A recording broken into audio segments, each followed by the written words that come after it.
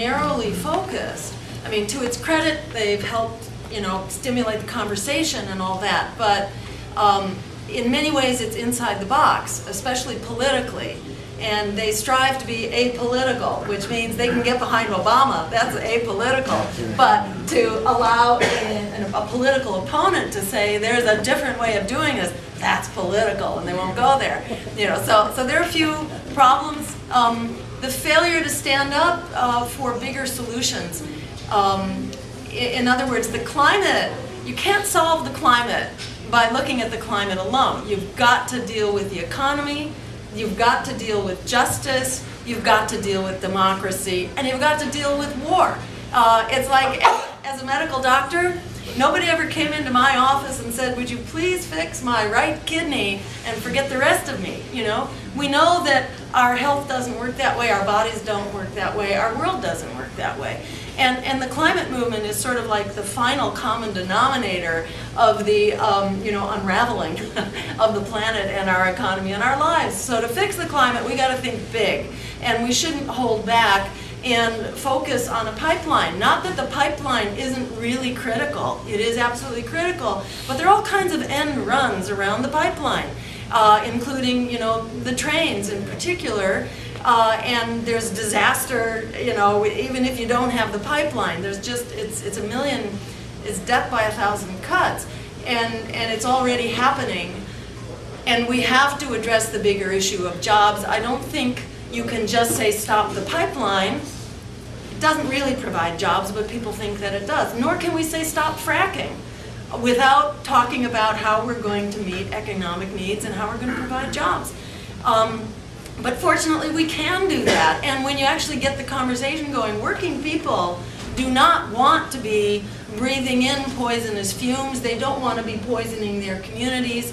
They are taking these jobs because there aren't others that are being offered. And which is why we like to talk about the solution here as the Green New Deal. And we generally don't, at least as a campaign, we have never taken up stop this. It's always about, let's create the jobs and the economy that we deserve. And then specifically about nuclear power, if you actually look at the costs, financial as well as the energy costs of building the power, obtaining the uranium, refining it, etc., that you go into energy debt there for decades. And the climate is either going to survive or go on an unstoppable crash course, depending on what we do over the next 10 to 20 years. That's it. So you don't repay that burden of energy and nuclear debt in that time. So there is no way that nuclear energy is a solution here whatsoever, nor is natural gas. And this is again where the climate movement, if they want to kiss up to Obama's regulation of coal plants without talking about the fact that he's promoting natural gas, unnatural gas, I should say, and hydrogen, and fracking, and boasting that we're oil independent. Exactly. The whole Exactly. It's outrageous. Natural gas or unnatural gas is not exchangeable for oil, so it's not by getting one you become energy independent. So the whole thing is false. It's predicated on purposeful misleading. Either that or these guys are clueless. I can't believe Obama is that dumb to not understand this. One way or the other, it's not going to work.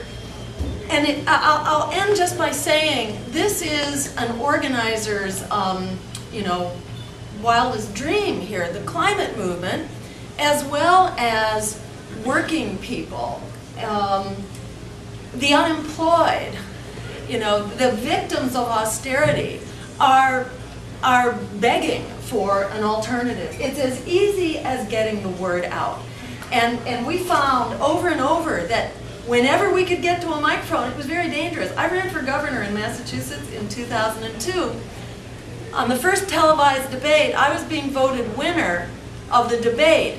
After that, they took me out of the debate because it was a very dangerous thing to let people know that solutions exist and that we have the power to implement them. And furthermore, that we have a majority of public opinion behind us so we could actually win these races. It's not like, oh, you could never win, that's too good.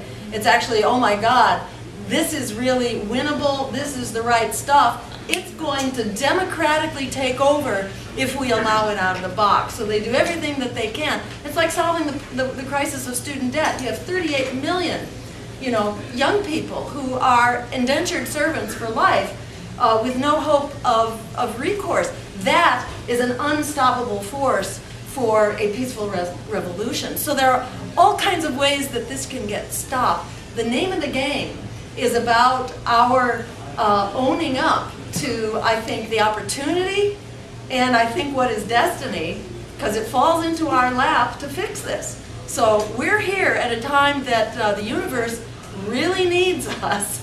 We Greens have a track record of courage.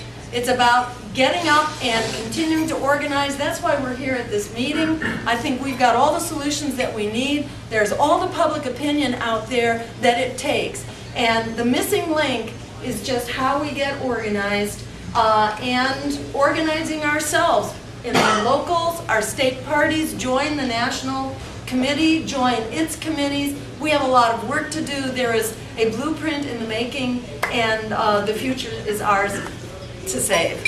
Okay.